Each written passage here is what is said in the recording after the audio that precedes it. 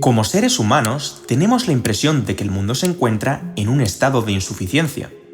Ante dicha coyuntura, es bastante habitual imaginar nuevas y plurales formas de enmendarlo y estructurarlo.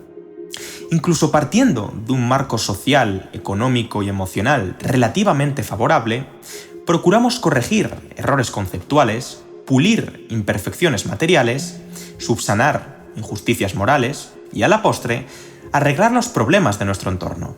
¿Y por qué? ¿Es que acaso la ambición, curiosidad y creatividad del Homo sapiens no tiene límites? Para comenzar, vivimos dentro de un contexto sociocultural que concibe el presente como incompleto y el futuro como eternamente mejor. Es por esto por lo que partimos de un punto A, el status quo o situación actual que deseamos dejar atrás, en aras de avanzar hacia un punto B, la situación idílica que concuerda con los valores explícitos e implícitos que más nos representan, ejerciendo un conjunto de acciones que maximizan la probabilidad de que se produzca la transición desde A hacia B. En otras palabras, diseñamos metas y objetivos para mejorar el mundo y, sobre todo, a nosotros mismos. Dicho esto, te doy la bienvenida al corto documental donde explicaré en profundidad una metodología simple para la fijación, planificación y mantenimiento de los designios.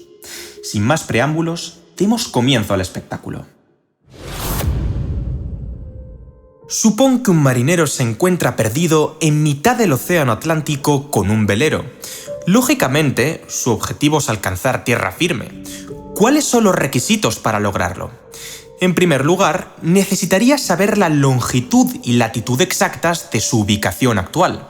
Sin embargo, poco tiempo después, se da cuenta de que no es suficiente con saber dónde se encuentra, sino que necesita saber también hacia dónde se dirige.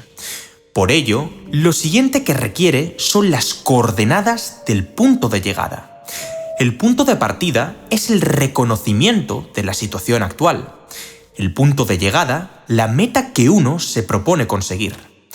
Con la información disponible, ¿pensáis que el pobre hombre podrá llegar a su destino de una vez por todas?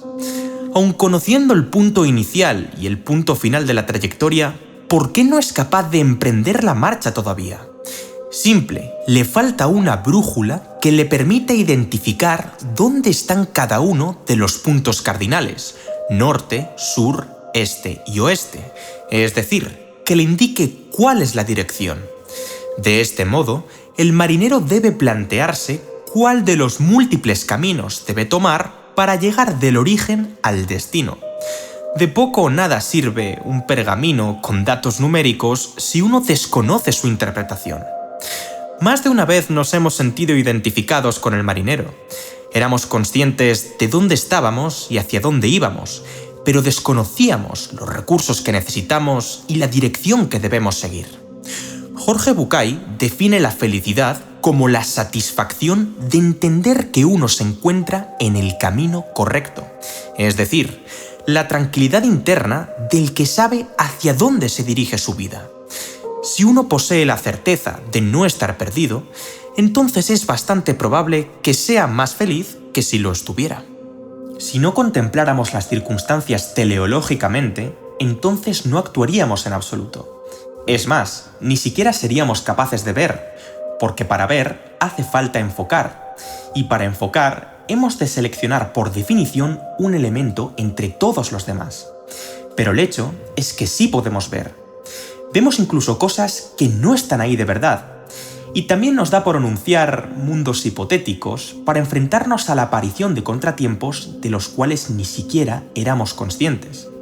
Piensa en los sistemas dinámicos en matemáticas, en el código civil o en literalmente cualquier empresa, que es una ficción colectiva o una creencia intersubjetiva.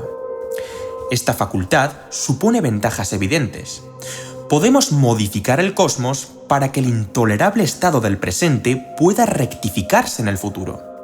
Por su parte, la desventaja de toda esta clarividencia y creatividad es un malestar crónico, puesto que siempre comparamos lo que es con lo que podría ser, y a veces ese propósito queda demasiado alto, demasiado bajo o es sencillamente demasiado caótico.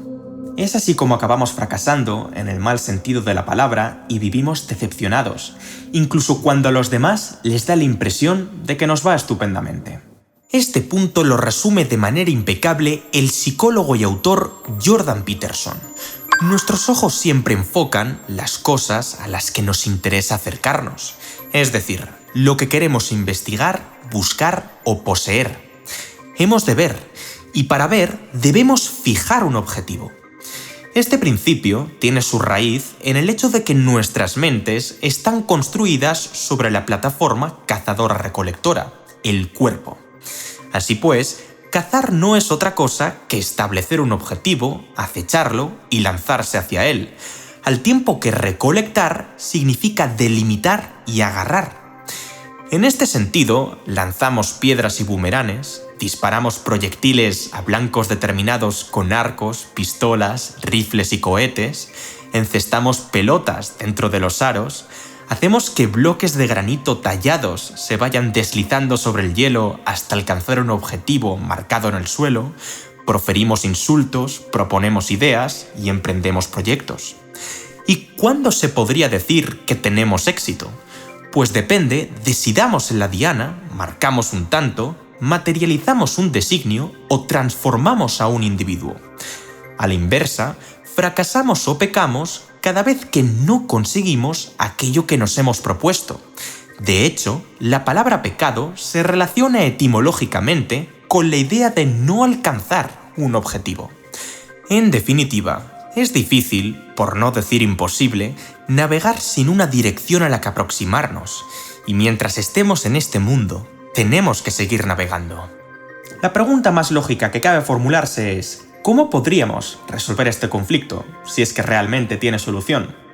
¿De qué forma podríamos mejorar el futuro sin estar constantemente menospreciando nuestras vidas presentes, que se quedan tan cortas y nos resultan de tan poco valor? En primer lugar, es imprescindible jerarquizar y diseccionar los propósitos en dos tipos distintos, atendiendo a su composición, temática y orientación: las metas y los objetivos. La distinción parece evidente en el entorno corporativo. El éxito de las empresas se basa en el establecimiento de metas y objetivos. Gracias a ellos, las compañías son capaces de definir un camino seguro que les permitirá alcanzar la excelencia, un factor de diferenciación en un mercado global cada vez más competitivo. Sin embargo, muchos de los altos mandos de las organizaciones confunden muy a menudo ambos conceptos. Si bien los objetivos y las metas describen una situación objetiva que una empresa quiere lograr, su esencia presenta múltiples divergencias en tres aspectos fundamentales: espacio, tiempo y efecto. Por un lado, los objetivos son acciones o pasos concretos que realizan las compañías para alcanzar un fin particular. Son asignados a las áreas o colaboradores que estén inmersos en el proceso de producción de un proyecto y que están en la capacidad de cumplir con las tareas a tiempo. Por ello, incluyen fechas límite y restricciones presupuestales.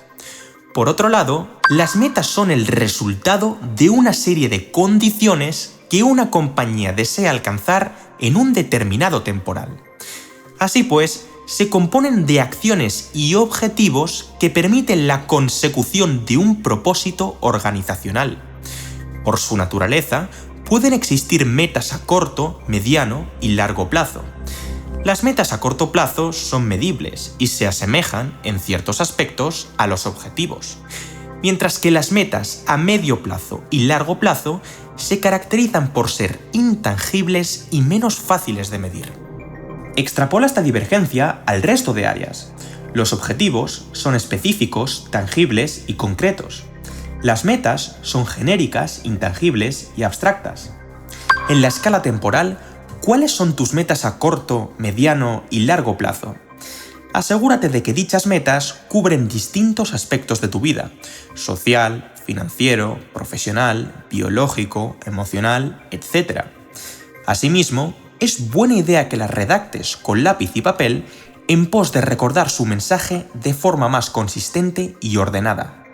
Aunque estemos hablando de una visión a futuro mucho más etérea y generalista, es necesario manifestarla por escrito. Una vez hecho esto, ¿cuáles son los objetivos que posibilitan la materialización de las metas que has diseñado? Dado que hemos de matizar en mayor grado ciertos aspectos, la tarea en cuestión es un tanto más compleja y requiere algunas especificaciones. El método SMART fue publicado por primera vez en 1981 por George Doran en un artículo que tituló «Existe una manera más inteligente de marcar metas y objetivos». Esta herramienta no solamente se aplica en el mundo empresarial, sino que posee un amplio abanico de opciones, tanto a nivel personal como profesional, donde ser implementado. SMART es el acrónimo formado por las iniciales de 5 conceptos clave: específico, medible, alcanzable, realista y temporizado. Vamos con cada uno de ellos. Factor S. Específico. Sebastian Goertz lo deja muy claro al hablar de la fijación de objetivos. Estos deben ser concretos y específicos. En otras palabras, debemos ir al grano a la hora de definirlos para evitar posibles malinterpretaciones, confusiones y excusas a mitad de camino. Este es quizás el punto más importante de los 5. Las preguntas clave que debes formularte son las siguientes. ¿Cuál es el fin o meta por la cual has diseñado este objetivo? ¿Para qué va a servir? ¿Cómo se hará exactamente? ¿A quién involucra? ¿Dónde y cuándo se realizará? ¿Ayudará este objetivo a obtener los resultados deseados? ¿Hay alguna forma más rápida y fiable de lograr la meta que le subyace, o esta es, indudablemente, la mejor manera? No vale simplemente con decir, a partir de ahora, me propongo adoptar una dinámica de estudio más adecuada. ¿Cuántas horas al día pretendes estudiar? ¿Qué materias son las más urgentes? ¿Te tomarás descansos de vez en cuando? En caso afirmativo, ¿cada cuánto tiempo? ¿En qué lugares trabajarás de forma más frecuente y en cuáles no? Lo mismo sucede, por ejemplo, en el ámbito empresarial. Un triste ser líder del sector ABC no tiene el mismo grado de especificación que un obtener una cuota de mercado del XX% en el sector ABC, maximizar los beneficios reduciendo los costes fijos y aumentando ingresos mediante la captación de clientes, u ofrecer un producto exclusivo difícilmente imitable. Lo más importante es que el propósito no quede en el aire, es decir, que seamos capaces de hacer algo más que una flatulencia mental o una idea que jamás llegará a canonizarse. Sin embargo, también existen ciertos daños colaterales en cuanto a la especificación de objetivos se refiere. Ten en cuenta que si eres demasiado rígido con las condiciones de su cumplimiento, como dificultad de realización, exceso de carga laboral, etc., es mucho más probable que incumplas las reglas del mismo, y en consecuencia acabes por ser demasiado ineficiente e incluso abandonarlo. Mención especial merecen las personalidades obsesivo-compulsivas con tendencia a las hiperexigencias, la obsesión y el exceso de culpa. Se trata de encontrar un equilibrio aristotélico entre la escrupulosidad y la ambigüedad, esto es, ser flexible al estipular las condiciones base del objetivo sin que éste constituya una mera declaración de intenciones o un conjunto vacío de conocimientos, habilidades, acciones, cooperación y, sobre todo, significado práctico. Por ejemplo, si bien no es buena idea alegar a los 4 vientos «voy a hacer ejercicio conforme tenga un rato libre», ya sea nada más despertarme, antes de comer o al terminar de trabajar. Tampoco es conveniente afirmar «tengo que hacer ejercicio de 7 a 8:30 los 7 días de la semana, en la misma ubicación de siempre, cumpliendo a rajatabla repetición tras repetición, sin importar mi estado físico actual y lo ocupado que esté en el día». Más bien, lo ideal sería buscar un punto intermedio del estilo. Como norma general, iré al gimnasio nada más levantarme de la cama, que suele ser a las 7 de la mañana, y seguiré el programa que he diseñado para tocar todos los grupos musculares, aunque podría hacer ejercicio en el parque los viernes y entrenar un poquito más tarde los domingos. El primer paso para conseguir lo que queremos es saber qué queremos exactamente y si lo queremos en realidad. Factor M. Medible. Diversos autores del Kaizen, como Masaki Imai, resaltan la importancia tan crucial que tienen las unidades de medida dentro del sistema productivo. Es imposible mejorar la calidad de un proceso o producto hasta que no se haya definido explícitamente una métrica que determine su rendimiento y, acto seguido, estandarizarla para otorgarle estabilidad. Si uno no sabe exactamente la medida o parámetro a mejorar, horas, julios, kilos, euros, etc., y cuál es la modificación que se pretende alcanzar, 2 horas, 1000 julios, 15 kilos o 10.000 euros, entonces se encuentra en una caminata aleatoria sin rumbo alguno. Como bien dijo el físico británico Lord Kelvin, lo que no se define no se puede medir. Lo que no se mide no se puede mejorar, y todo lo que no se mejora, bien sea cualitativa o cuantitativamente, está condenado a la degradación. Dicho esto, uno ha de asegurarse de que sabe en qué consiste aquello que desea cambiar, cómo va a medir dicho cambio y cuánto desea incrementar o reducir la unidad de medida en un determinado intervalo. Las preguntas clave que debes formularte son las siguientes. ¿Cómo sabes que estás alcanzando tu objetivo o fallando en su consecución? ¿Cuál es la unidad o las unidades de medida clave para monitorear el progreso? ¿Partes con ventaja o con desventaja respecto de otros individuos o colectivos? Si uno selecciona una métrica cualquiera, ya sea palabras escritas por día, repeticiones en un ejercicio, calorías ingeridas en una comida, pasos realizados por semana o tiempo de meditación, y se propone realizar pequeños retoques con el fin de aumentar o disminuir el valor de dicha métrica, el proceso se convierte en una experiencia visual, interactiva y dinámica que se asemeja a un juego que recompensa al jugador mediante un sistema de puntos. Bien es cierto que hay casos particulares donde se trabaja con métricas cualitativas. Por ejemplo, si me propusiera comunicarme de forma más asertiva con mi pareja, ¿cómo cuantificaría exactamente la asertividad? En esta situación hay 2 preguntas extra que cabría formularse. ¿Existe alguna manera de cuantificarlo indirectamente? ¿Qué requisitos tendría que aunar el objetivo cualitativo para su cumplimiento?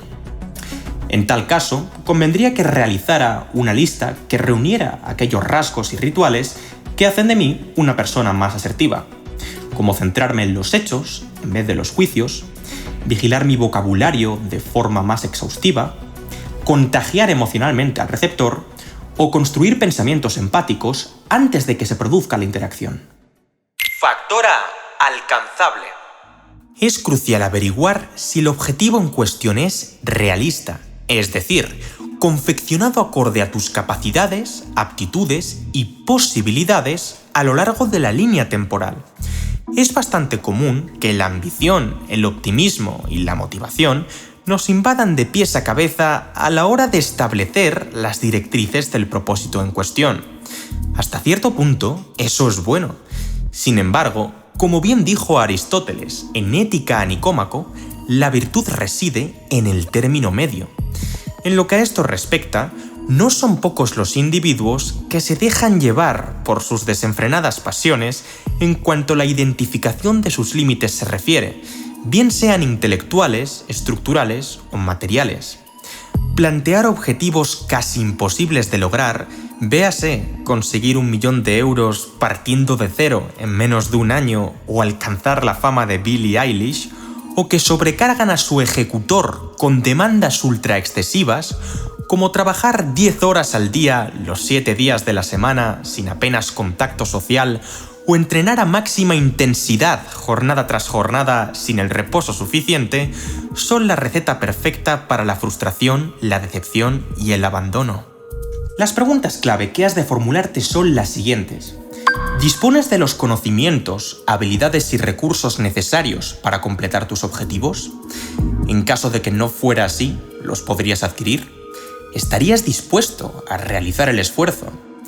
¿Hay alguien que ya haya pasado por el proceso y pueda ayudarte? ¿Es posible dividir el objetivo en varias partes para simplificarlo? Empero, hay veces en las que pecamos de justo lo contrario, falta de confianza. Tenemos la falsa creencia de que un objeto determinado no está a nuestro alcance, cuando en realidad sí lo está. Y la causa fundamental de dicha creencia es una estructuración cognitiva ineficiente, sesgada, distorsionada y poco representativa. Imagínate que marcas como objetivo vender un producto o servicio a un cliente un tanto difícil, y tú o tus colaboradores pensáis que es bastante improbable que os compre.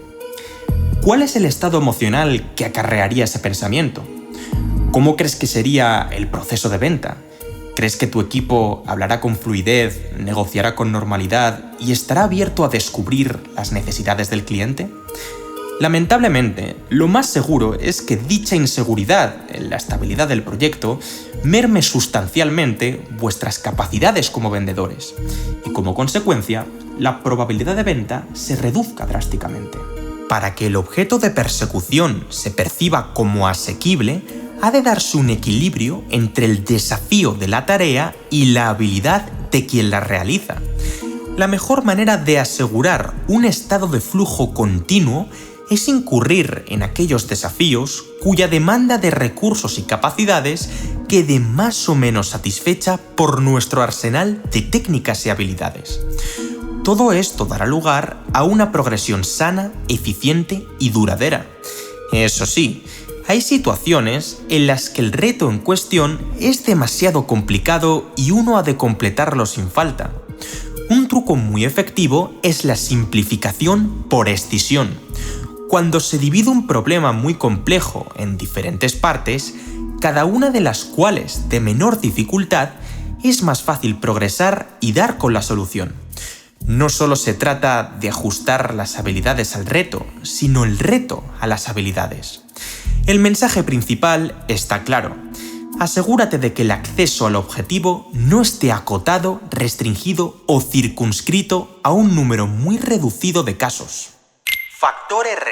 Relevante. Un objetivo alcanzable, sensato y realista no es sinónimo de un objetivo aburrido, tedioso y mundano.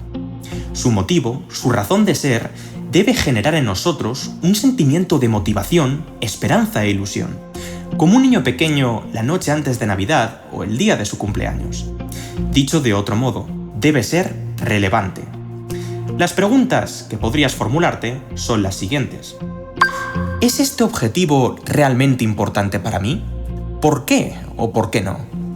En caso de que te veas obligado a satisfacer las preferencias y necesidades de terceros con este objetivo, ¿cuáles serían las consecuencias de que lo abandonaras?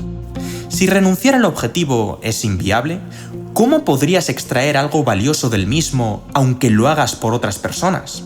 Sin ir más lejos, la sensación de estudiar simplemente porque tus padres o profesores te coaccionan a hacerlo, o bien porque has suspendido una asignatura y debes recuperarla, no tiene nada que ver con la de sentarse a hacer los deberes sin que nadie te lo ordene. Progresar hacia un objetivo autoimpuesto refuerza la autonomía y el interés en la tarea. Y es que existe evidencia a favor de seleccionar una meta con base en nuestros principios y valores personales, en lugar de tomar acción para satisfacer ciertas demandas externas, puesto que tomar iniciativa propia incrementa significativamente la probabilidad de éxito.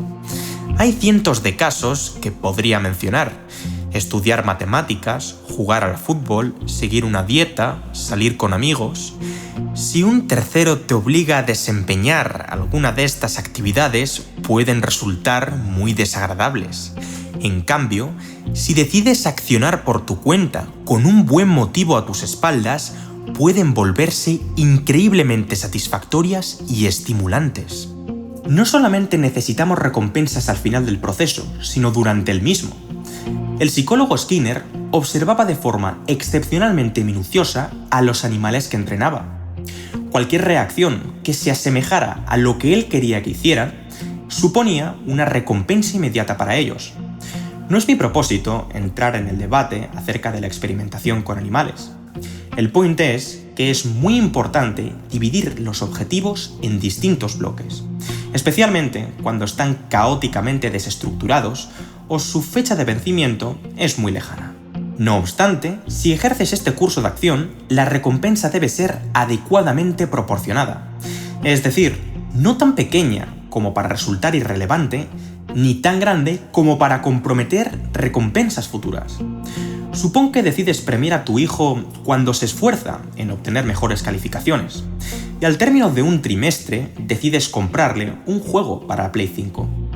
¿A qué le estás condicionando cuando reciba las notas la próxima vez y sean iguales e incluso mejores, pero no reciba ese videojuego como regalo? Se sentirá estafado, frustrado, engañado. Quizás habría sido mejor idea que le sacaras a cenar a su restaurante favorito. Factor T. Temporizado. El último componente del modelo SMART es la fecha de vencimiento del objetivo. Sí, es crucial estipular un plazo para su consecución. ¿Conoces la ley de Parkinson? Su adagio dice así: el trabajo se expande o se contrae para rellenar la cantidad de tiempo disponible. Esta es la razón por la que estudiar 3 días antes del examen me proporcionaba prácticamente la misma calificación que estudiar con una semana de antelación. Me concedía menos tiempo, lo cual provocaba que me concentrara más rápido, eliminara paja mental y me enfocara en lo verdaderamente esencial. Lo mismo me sucede aquí, en YouTube. Como creador de contenido, mi objetivo es traer una pieza por semana. 4 de cada 5 veces lo consigo, y 1 de cada 5 no. Pero eso ya me ayuda a perfilar mi marco de actuación para entregar el producto audiovisual de forma consistente. Eso sí, hasta cierto límite. Todo se basa en encontrar el punto óptimo que maximice la eficacia y la eficiencia. Las preguntas clave son las siguientes. ¿En qué fecha o situación esperas que se cumpla tu objetivo o cada una de sus partes? ¿Qué sucedería si fallaras en tu predicción? ¿Hay algún plan B que podrías ejecutar? En tal caso, ¿qué plazo te darías para llevar a cabo acciones correctivas? No obstante, existe una tendencia peligrosa, el sesgo del optimismo. Pensamos que podemos hacer las cosas rápido y bien, y que disponemos de la sabiduría de Sócrates, la fortaleza de Hércules o la estabilidad emocional de Buda. Pero lo cierto es que no somos Sócrates, Hércules o Siddhartha Gautama. Somos seres humanos sumamente imperfectos, que se equivocan a tutiplén, a los que les afectan los cambios y con cierto grado de neuroticismo implantado. Pongamos el caso de que nuestro objetivo principal del año es ganar salud y forma física. ¿Qué sucedería si uno tratara de achacar de golpe el entrenamiento de Jocko Willink, la alimentación de Marcos Vázquez y los rituales de Wim Hof? Probablemente que debido a los astronómicos estándares que ha fijado, ya sea ir al gimnasio 1 hora y media al día, reducir un 70% el consumo de carbohidratos o tomar duchas completas de agua gélida, no sería capaz de desarrollar adherencia. Los que llevéis mucho tiempo adoptando este estilo de vida, sabéis que es poco habitual que alguien logre pasar de la ociosidad a la actividad de un día para otro. En lugar de introducir repentinamente una novedad abrupta, lo más recomendable sería innovar con moderación, por ejemplo, incrementando el número de ejercicios, series y repeticiones mes a mes, o añadiendo una nueva receta cada 21 días. Y al mismo tiempo, aplicar el principio de la mejora continua incremental de manera reiterada en el día a día. Por ejemplo, canjeando un alimento por otro cada semana, aumentando un segundo al día la exposición al frío o disminuyendo 5 minutos por jornada el tiempo de uso de las redes sociales. De forma análoga, es bastante común observar esta tendencia en el aprendizaje de idiomas. ¿Qué ocurriría si, por ejemplo, uno pretendiera memorizar todas las conjugaciones verbales, el vocabulario y la gramática del francés en unas pocas semanas? C'est une mauvaise idée, mon ami. El fallo no consiste en incorporar en un momento concreto de tu vida un inesperado paso al frente para acelerar tu aprendizaje. Por ejemplo, mudándote a un país francófono o contratando a un profesor. Más bien, el error reside en impacientarse por adquirir destrezas que tardan años enteros en presentarse, tales como mantener una conversación espontánea con un nativo, leer una novela con fluidez o desarrollar una pronunciación exquisita. Aparte de ejecutar las innovaciones anteriores, toca poner en marcha el Kaizen en el corto plazo. Por ejemplo, buscando la traducción de esas palabras que no hayas entendido y escribiendo una oración contextual que las incluya. Y más importante aún, asegurarse de que uno mantiene sus dotes lingüísticas. Por ejemplo, leyendo media hora al día o viendo series y películas. Tratar de obtener resultados rápidos es una receta perfecta para darse de bruces contra la realidad. La clave está en hacerlo fácil y sostenible. Dicen que los pequeños cambios conducen a los grandes resultados, pero no solo se dice por decir, sino que dicha afirmación ha sido confirmada por diversos estudios científicos, como el que llevaron a cabo Kaushal, Rhodes y Fournier. En efecto, ellos demostraron que apostar por ligeras mejoras en lugar de cambios bruscos sobre nuestros hábitos es una estrategia mucho más inteligente y sostenible, debido a que se libera dopamina cuando se completa un objetivo concreto. Según este elenco de psicólogos, una persona que comienza poco a poco con sencillas modificaciones aguantará más de media que alguien que intenta hacer todo de golpe, ya que el primero se sentirá más eficaz al ir completando pequeños logros. Al fijar objetivos, no es conveniente empezar cargando demasiado peso, sobre todo si uno tiene en cuenta que la mayoría de las personas presentan limitaciones en sus habilidades, tendencia al autoengaño y el optimismo ciego y facilidad para escurrir el bulto. Recuerda perseguir la moderación por encima de todas las cosas. El punto de equilibrio entre la complejidad y la sencillez es la factibilidad. El punto de equilibrio entre la escrupulosidad y la ambigüedad es la claridad. Y el punto de equilibrio entre la prisa y la tardanza es la puntualidad. En definitiva, ponte objetivos factibles, claros y puntuales. La intención es que, para el final del día, las cosas estén un poquito mejor de lo que lo estaban por la mañana. Lo que te propones determina lo que ves. Esto es algo que merece la pena repetirse. Lo que te propones determina lo que ves.